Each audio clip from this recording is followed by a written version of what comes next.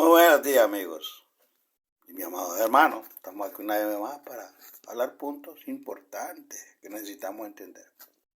Hoy les quiero hablar de nuestro Salvador, nuestro Señor Jesús, Yeshua, como dicen los hebreos. Y los hebreos han blandido una espada, o los judíos actuales, desde el principio, hace 2000 años, cuando sus padres rechazaron al Mesías. Ese no es el Mesías.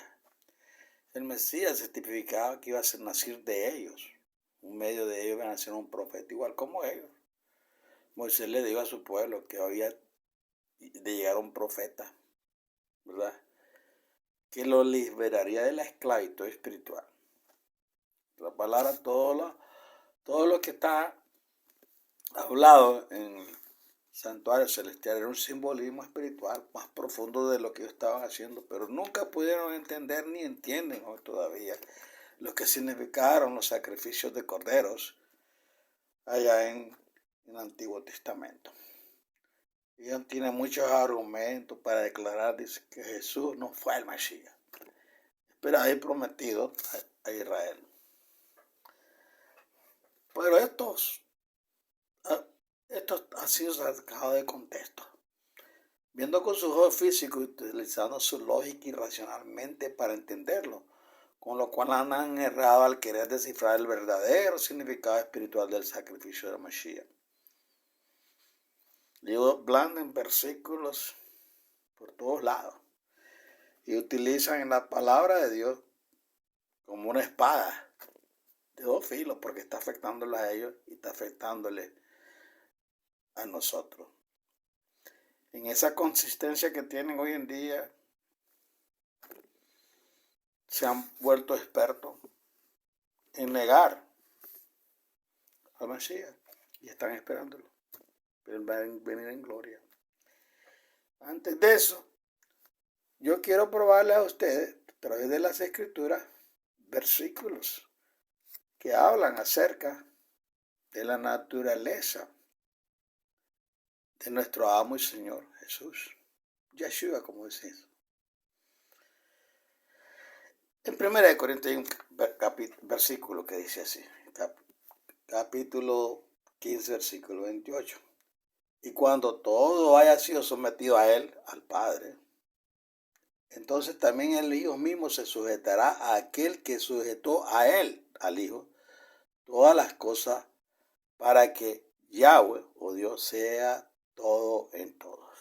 Entonces Él le dio todas las facultades de su Hijo amado. Pero primero tenía que venirse a la tierra, el Espíritu Eterno de su Hijo, y morar con nosotros en forma de carne humana. ¿Ves? Tenía que tomar nuestra naturaleza pecaminosa. No quiere decir que estaba en pecado, como muchos dicen. No, tener la naturaleza pecaminosa es no estar en pecado. Simplemente la naturaleza que sufrió, la naturaleza que luchó contra todas las vicisitudes de la vida. La primera batalla que tuvo el Señor fue directamente contra el rey de esta tierra, que ocupa su trono en las tinieblas, que controla las mentes de los hombres malos, de los poderes que están regados en la tierra. Luchó cara a cara y se mantuvo siempre con la frente en alto, ganando la batalla. Y después la luchó en la carne, con todas las naturalezas y las vicisitudes que nosotros tenemos. Nosotros no podemos salvar a nadie. Y relativamente un hombre común no puede salvar absolutamente a nadie, ¿verdad? Entonces, después de todas estas cosas, ganó la batalla, se fue el Señor al cielo y está sentado a la diestra de su Padre, intercediendo como el sumo sacerdote Melquisedec por el bien y el orden de sus hijos y de este mundo. Pero un día Él va a dejar de interceder corporalmente por el mundo y se va a dedicar a trabajar individualmente con las personas, y eso durante la gran tribulación, y de entonces su reino. Y reinaremos con Él. No como muchos dicen, 1000 años aquí en la tierra, no. Él no puede morar en esta tierra que ha sido ensangrentada.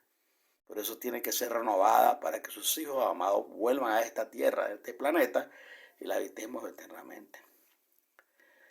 Entonces, hay versículos maravillosos que nos hablan de eso, de su naturaleza, para haber vencido en su carne todo. Llevó muerte y muerte y cruz y fue ofrecido como un cordero. No fue ofrecido por sumos sacerdotes, sino que fueron los seres humanos que estaban en turno en ese tiempo los que lo mataron. Pero el Padre lo permitió, como Él dijo, yo pongo mi vida para redención de muchos, no de todos. Toda la tierra va a ser salva porque muchos están escépticos, ateos, judíos, están a cada rato denigrando a nuestro Señor. Te lee los Talmud, los libros que escriben, los artículos que escriben, y hoy en día ya hasta cristianos mesiánicos que están negando absolutamente a nuestro Señor en su preexistencia. Todo aquel que es unicitario hoy en día y que cree que Yahweh, nuestro Padre, es Jesús, está equivocado, es su Hijo personal. Hay otro versículo que nos dice, y está en el libro de los Salmos, está en el Antiguo Testamento, donde Él decreta algo que las personas tienen que entender su preexistencia y su nacimiento allá. Ciertamente anunciaré el decreto del Señor que me dijo, mi hijo eres tú, yo te he engendrado hoy. Esa es preexistencia, allá en la eternidad. Cuando Él comenzó a pensar, no que no lo haya pensado, sino cómo diseñar el universo y cómo diseñar la tierra. Su Hijo vino a asistir. Eso es lo que la Biblia nos describe como la palabra de Yahweh. Por medio de la palabra fueron hechas todas las cosas. La palabra es Dabar, la Menra, el Hijo, llevando a cabo las funciones que el Padre le dio, por su naturaleza que Él recibe de su Padre, sus atributos personales todopoderoso. Pero Él se somete al Padre. Él no anda haciendo las cosas ahí como muchos de nosotros que son bien absolutas, hacer lo que nos da regalada gana, a lo que se nos venga en la mente. Por eso es que ningún hombre puede salvar a otro hombre, porque los hombres somos despiadados, pecadores, pensamos solamente hacer cosas que nos vienen a nuestro antojo. Pero su Hijo se sometió. Él, de Dios, lo engendra y nos da al Mesías, como dicen ellos, ¿verdad? Entonces, ahora dice que su Hijo, Él dice que va a anunciar, ¿verdad? A la tierra vino a nacer en un vientre santo como era María. Y nosotros no denigramos a María. El hijo del Altísimo no iba a morar en cualquier tabernáculo. Tenía que tener un tabernáculo justo. Y la familia José y María eran justos. Justo delante de esa generación. Porque habían justos. Habían justos que piadosamente habían servido al Señor y cumplido todos los mandamientos y los estatutos de la Torá. Entonces ellos eran pareja perfecta, humilde, descendientes de la familia de David. Y ahí nace, porque él es de la tribu de Judá, según su naturaleza humana. Y él vino a morar, fue anunciado. Entonces, en el mismo Tanaj dice, en Hebreos 1.5, leemos, en el Salmo 7, dice, ciertamente anunciaré el decreto del Señor que me dio, mi hijo eres tú, yo te he engendrado hoy. En Hebreos 1.5 nos dice, porque ¿a cuál de los ángeles dijo jamás, hijo mío eres tú? Yo te he engendrado hoy. Cuando eso sucedió en la eternidad, lo está hablando ya en el libro de Hebreos, ¿ves? Que ya está en el Nuevo Testamento. Y ahora dice, y otra vez dice, ya tuvo al principio en la eternidad, pero ahora cuando lo introduce, y otra vez dice, yo seré padre para él y él será hijo para mí. Lo engendró otra vez. 3 veces. Su persistencia, el nacimiento virginal y la resurrección. Porque él no se resucitó a sí mismo. Fue su Padre que lo levantó. Su Hijo amado. No lo podía dejar ahí porque era un hombre perfecto. presentó con una naturaleza tuya y mía y venció. Y por eso nos da el privilegio de que es nuestro intercesor, nuestro mediador. Veamos lo que dice Mateo 3:17, donde declara a alguien algo, dice. Y aquí se oyó una voz de los cielos que decía, este es mi Hijo amado, en quien me he complacido. Está decretando el Padre. Mateo 17:5 dice, mientras estaba aún hablando, aquí una nube luminosa lo oscurrió, y una voz salió de la nube diciendo, este es mi Hijo amado, en quien me he complacido. A él hoy está mandando al pueblo judío donde se está presentando él. A él hoy le dice a los discípulos, pero está dando la orden también a los judíos que oigan a él. Marcos 1:11, y vino una voz de los cielos que decía, tú eres mi Hijo amado, en ti me he complacido. Y nos decreta Juan 1:14, y el verbo, la palabra, se hizo carne. No fue el Altísimo, como dicen ustedes, mentirosos universitarios. Como dicen ustedes, mesiánicos modernos, que son pentecostales universitarios, que están tratando de engañar a opiniones de personas allá afuera. No, lo dice su Padre. Lo dice. Y el verbo dice, se hizo carne. Y ese verbo, habitó entre nosotros, manifestado en la carne, el Hijo de Dios, que por decreto lo está manifestando al mundo. Y habitó entre nosotros y vimos la gloria. La gloria como del unigénito del Padre, lleno de gracia y de verdad. Vamos. Son personas, son pasajes simples, pero tienen mucho significado. Debemos tener mucho cuidado porque no debemos asimilarnos a todos estos mentirosos, embusteros, escépticos, ateos, judíos, mesiánicos, y tener el velo que ellos tienen. Quitémoslo para que podamos entender mejor y que el Señor a través de su Espíritu nos dé mejor conocimiento de una verdad innegable, porque el día que nosotros negamos esto, vamos a caer en pecado. Y muchas de estas personas que están en la mente pensando estas cosas de unicidad, estas manifestaciones de los tres que se manifiestan, según ellos dicen, unos dicen son trinitarios, tres dioses, son politeístas, y otros dicen unicitarios, uno manifestado en diferentes formas. Tengan cuidado. Miren lo que dice en 1 Juan 4:10 dice, en esto dice, consiste el amor, no en que nosotros hayamos amado a Dios, sino que Él nos amó a nosotros y envió a su Hijo como propiciación para nuestros pecados. Más claro no canta un gallo. El Cordero de Dios perfecto. Bueno, por eso es que Él dice a sus discípulos y a nosotros, y todo lo que pedáis en mi nombre, lo haré para que el Padre sea glorificado en el Hijo. Muchos de los versículos que utilizan los judíos y otras personas sobre esto, porque se han vuelto judíos, tienen la mentalidad de los judíos y siguen su corriente. Y algunos se circuncidan para ser judíos. Y aunque no son aceptados, pero ahí están, dice, como recostados a ellos, ahí como un piojo. No, hombre. Ezequiel 18:20-22 dice, la persona que peque esa morirá, eso es natural. El Hijo no cargará con el pecado del Padre, ni el Padre cargará con el pecado del Hijo. La justicia del justo se le contará solo a él, y la injusticia del impío se le contará solo a él. Además, si el impío se aparta de todos sus pecados que cometió, observa todas mis estatutos y practica el derecho y la justicia, ciertamente viviráis, no morirá. No le serán recordadas todas sus transgresiones que cometió, por la justicia que hizo vivirá.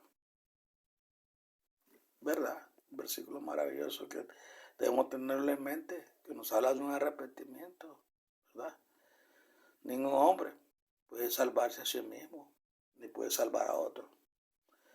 Salmo 49:8 Dios dice, ningún hombre puede por medio de alguno redimir a su hermano, ni dar al Eterno un rescate por él, porque demasiado costosa es la redención de su alma y no se le orará jamás para que pueda vivir siempre y no vea el hoyo o el abismo. En Deuteronomio, los padres dicen no serán condenados a muerte por delitos cometidos por sus hijos, ni los hijos serán ajusticiados por delitos de sus padres. Cada cual será condenado por su propio pecado. Todas estas partes de las palabras de Dios se usan comúnmente para señalar que un hombre no puede salvar la vida de otro y que por tanto Yeshua Jesús no puede ser el salvador de nadie, pues fue un simple humano. Mi pregunta es esto cierto o falso o una verdad media? Debemos recordar que ni los judíos, ni tanto los mesiánicos, ni los universitarios han podido entender que todas las cosas que se hacían en el central tienen una raíz espiritual. Y que las muchas cosas que se dicen de nuestros padres son simbólicas para poder entender el sacrificio de nuestro Mesías y saber si Él nos pudo salvar siendo un simple hombre de carne y hueso. Debemos comprender el paralelismo que tiene con los sacrificios animales que se hacían en el templo. El pecado de ser castigado con muerte. El becerro sin defecto, o el cordero, el cabro, ocupa el lugar del pecador. El becerro es quien muere en lugar del pecador. El pecador tiene que reconocer y admitir su pecado. Debe reconocer que pecó transgrediendo la palabra de Yahweh, para entonces saber que está en falta ante Dios y llevar al animal para sacrificio. El pecador tiene que creer que llevando el animal para el sacrificio tendrá expiación y perdón por sus pecados. Si un pecador no creyera que este ritual de sacrificio le traería expiación, no llevaría al animal y no realizaría el ritual y por lo tanto sus pecados no serían perdonados. ¿Se da cuenta? Si el judío no creen que él, Yeshua, es el Cordero de Dios que quita el pecado y los redime a ellos también. Está chicharrón con yuca, no puede entrar al reino de los cielos. Están negando completamente el sacrificio perfecto que nos envió el Padre del cielo para que morara en nuestra carne y nos dé la redención. Y es una blasfemia contra el Espíritu Santo.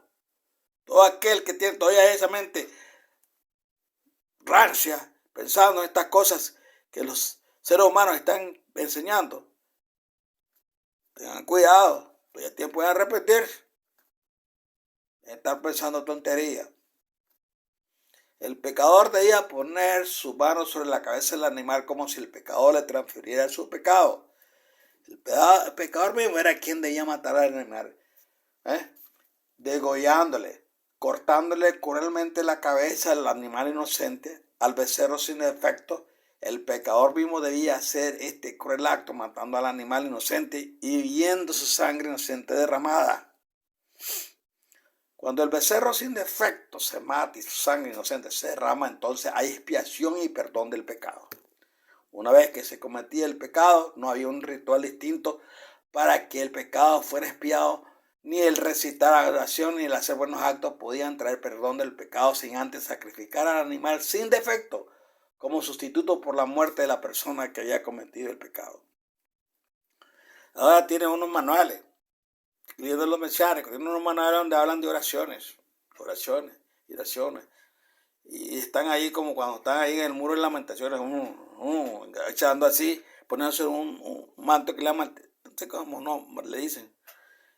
Le ponen y ahora, dice un judío que está ahí. Nosotros ¿por qué hacemos así? Oramos así, dice, nos meneamos la cabeza para acá, dice, y constantemente estamos pidiéndole piedad y misericordia al Señor para que nos perdone nuestros pecados a su Dios. Ahora, traigo esto porque es tan real las cosas que miramos, tantos ritos que hay en el mundo entero tratando de encontrar perdón de sus pecados cuando está ya el Mashiach desde hace 2000 años se nos ofreció a nosotros el Cordero perfecto, sin defecto. Un hombre de carne y hueso. Ahora en nuestra alianza hecha por nuestro Dios, ya no es necesario la sangre de animales como simbolismo para el perdón de pecados, pues obra, recuerden. Hebreos dice 10:4, porque la sangre de toro y de machos cabríos no puede quitar los pecados. En este nuevo pacto se ha puesto al Masías como cordero, como ofrenda a Yahweh por los pecados de todo el que cree en el sacrificio, pues como he dicho antes, con lo relacionado a los sacrificios animales. Antes de ratificar, orar, hacer obra de caridad, había que creer en ese sacrificio del animal para el perdón de nuestros pecados. Ya Juan nos introduce al Cordero de Dios, dice. Juan 1:29 dice, al día siguiente, Juan el Bautista vio a Yeshua, a Jesús, que venía hacia él y lo reconoció enseguida y dijo de él, este es el Cordero que viene de Dios que quita el pecado del mundo. No hay otro. Toda esa religión es falsa. Todas esas formas de actuar, de acción, no importa la sabiduría que tenga, papacito. Ya está establecido que el Hijo de Dios es el único que vino a quitar el pecado del mundo. Pero te tienes que tomar acción. Es algo que tienes que consentir, decir, wow, he estado en oscuridad, he tenido la vena en los ojos y ahora me lo voy a quitar. ¿Ves? Romanos 3:25 dice, Dios lo ha puesto a él, ¿a quién?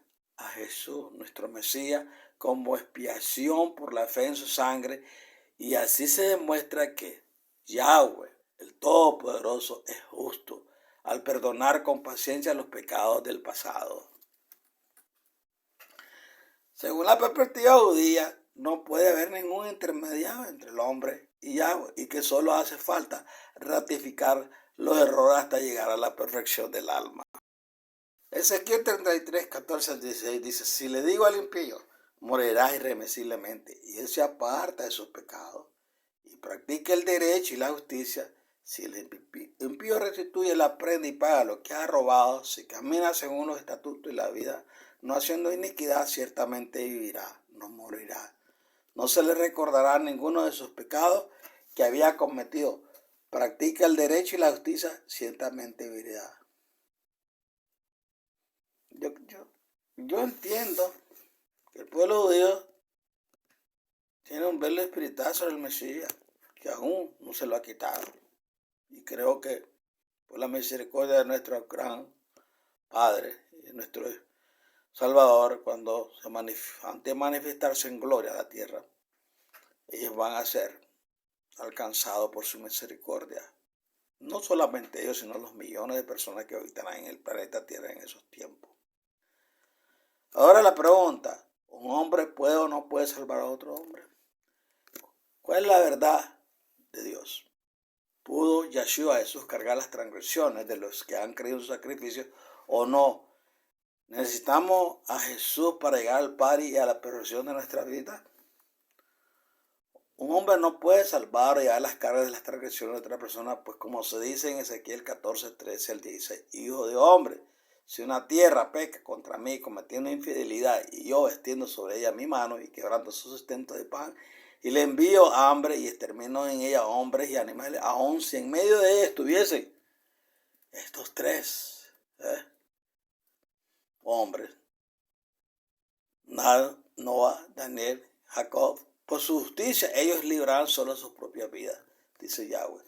Y si yo hago pasar fieras dañinas por la tierra y esta la privan de sus habitantes, y ya queda desolada, de modo que no haya quien pase por ella a causa de las fieras, aun si estos tres hombres estuviesen en medio de ella, por vida mía, que ni a su hijo ni a su hija librarán, dice Yahweh, nuestro Dios.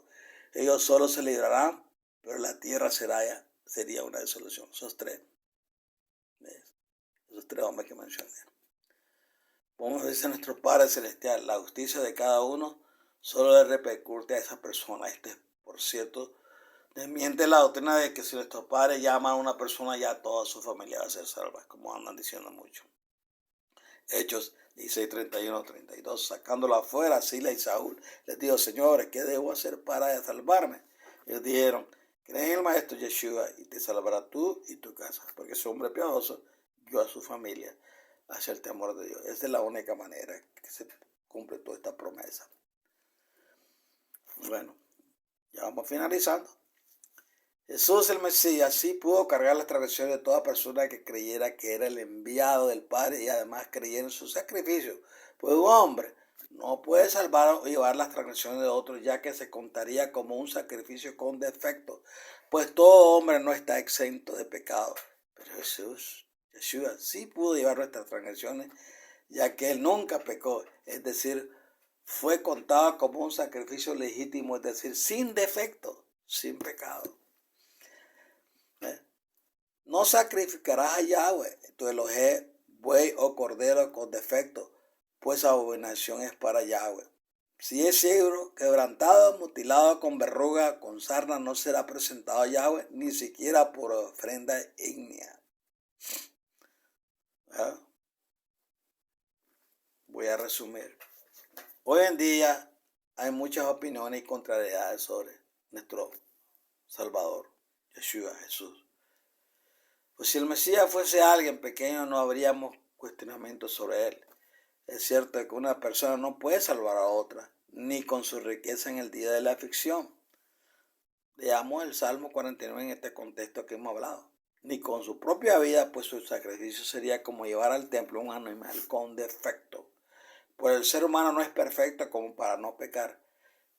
Pero nuestro Mesías en toda su vida jamás pecó. Por lo tanto, su sacrificio fue contado como si se llevara al templo un cordero sin defecto, aceptado por lo que mandó nuestro Padre Celestial en su palabra. Y como dije antes, detrás de cada ritual o simbolismo se encuentra la verdad que debemos de conocer, es decir, la raíz espiritual de cada cosa. Hebreos 10:1 nos dice, finalmente, porque sabiendo que la palabra tiene solo una sombra, los bienes venideros, no la imagen misma de estas realidades, nunca puede por medio de los mismos sacrificios de animales que se ofrecen continuamente de año en año, perfeccionar a los que se acerquen a Yahweh. Simbolismo profundo que no han entendido muchos ni entienden todos aquellos escépticos, ateos y judíos que están hablando de la venida de su Mashiach. Bueno, oro al Señor para que estas personas puedan abrir sus entendimientos espirituales y estar cuestionando el carácter de nuestro Mesías, del Hijo de Dios, directamente enviado a esta tierra por Él, con un propósito maravilloso de ser el Cordero de Dios, el Cordero perfecto, el Hijo perfecto, el hombre, revestido de su naturaleza humana, pero también siendo asistido por su Padre a través de su Espíritu. Es lo que nos manda a nosotros a hacer lo mismo. Él es nuestro patrón, nuestro modelo que debemos de seguir, y como decía Pablo, sean imitadores de mí, así como yo soy del Mashiach.